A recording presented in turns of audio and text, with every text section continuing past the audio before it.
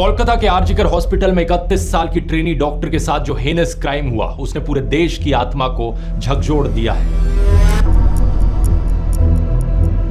Waste Bengal सहित देश के कई इलाकों में प्रोटेस्ट देखने को मिले। डॉक्टर्स ने स्ट्राइक की। प्रोटेस्टर्स के ऊपर कई गुंडे बदमाशों ने हमला किया और अस्पताल में तोड़फोड़ देखने को मिली। पुलिस ने अभी तक 25 लोगों को गिरफ्तार किया है। सबसे ज्यादा सवाल यहां पर उठ रहे हैं ममता बनर्जी के खिलाफ, जो कि सिर्फ वेस्ट बंगाल की चीफ मिनिस्टर ही नहीं बल्कि वेस्ट बंगाल की होम मिनिस्टर और हेल्थ मिनिस्टर भी हैं। एक अजीब बात यह देखने को मिली कि इन्होंने एक प्रोटेस्ट रैली भी निकाली इस इंसिडेंट के बाद, लेकिन सवाल यह कि किसके खिलाफ कोई समझ नहीं पाया। इस घटना का मुख्य आरोपी है संजय रॉय, जो कि वेस्ट बंगाल पुलिस में एक सिविक वॉलंटियर था। पास्ट में इसकी 3 शादी टूट चुकी थी डोमेस्टिक वायलेंस के चलते। पहला सवाल यह कि किस तरीके के आदमी को रिक्रूट किया गया यहां पर सिविक वॉलंटियर बनने के लिए। इसकी डोमेस्टिक वायलेंस की हिस्ट्री को देखकर इसके खिलाफ तो पहले ही पुलिस एक्शन लिया जाना चाहिए था। सीसीटीवी फुटेज, इसके ब्लूटूथ डिवाइस और डीएनए सैंपल्स के आधार पर पुलिस ने इसे गिरफ्तार किया। इसने अपना गुनाह कबूल भी कर लिया है। लेकिन दूसरा सवाल ये, हॉस्पिटल में इसके पास सभी डिपार्टमेंट्स का एक्सेस कैसे था? घटना के कुछ दिन बाद इस केस को सीबीआई को ट्रांसफर करने की डिमांड उठी। सीएम ममता बनर्जी ने इसे भी श्रग ऑफ करने की कोशिश करी, ये कहते हुए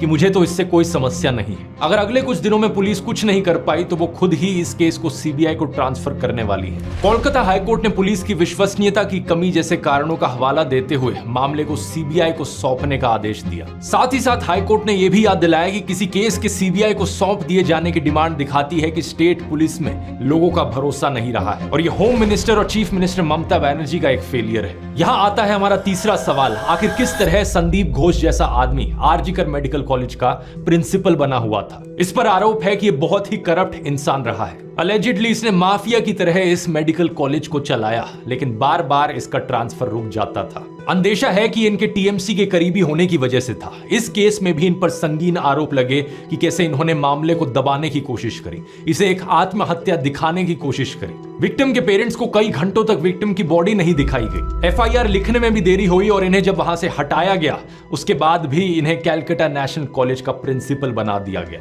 मतलब जो आदमी किसी एक जगह पर होने के लायक नहीं है तो उसे दूसरी जगह ट्रांसफर करने का क्या सेंस बनता है? कैलकाटा हाईकोर्ट ने इसी नॉनसेंस को पॉइंट आउट करते हुए संदीप घोष को एक्सटेंडेड लीव ऑफ एब्सेंस पर भेज दिया। संदीप पर लगे हुए करप्शन चार्जेस की जांच करने के लिए वेस्ट बंगाल सरकार ने एक एसआईटी बनाई है, जिसे 1 महीने में अपनी रिपोर्ट सबमिट करने को कहा गया है। सीबीआई इस पर्टिकुलर केस में उन्हें अब तक 4 बार इंटरोगेट कर चुकी है। देश भर में जब लोगों ने इस केस पर आवाज उठाई तो वर्क प्लेसेस में औरतों की सेफ्टी के लिए वेस्ट बंगाल सरकार ने कुछ इनिशिएटिव्स अनाउंस किए। सुप्रीम कोर्ट ने मामले की सुओ मोटो कॉग्निसेंस ली, कुछ स्ट्रॉन्ग स्टेटमेंट्स दी, जैसे कि संविधान में दी गई इक्वालिटी क्या ही है अगर औरतें अपने वर्क प्लेस में भी सेफ ना हो और उन्हें बेसिक इक्वालिटी डिनाई की जाए। ग्राउंड लेवल चेंजेस आने के लिए देश अब एक और रेप होने का इंतजार नहीं कर सकता। कुछ दिन पहले दोस्तों मैंने इस केस के ऊपर एक पोस्ट लिखी थी और आपसे कहा था, उम्मीद है आप लोगों का इंटरेस्ट लूज ना हो जाए इस इशू में। जब तक मेरा ये वीडियो रिलीज होगा शायद आउटरीच खत्म हो चुकी होगी, शायद प्रोटेस्ट रुक चुके होंगे, लेकिन क्या देश में हो रहे हर रोज के करीब 80 रेप केसेस रुक गए होंगे?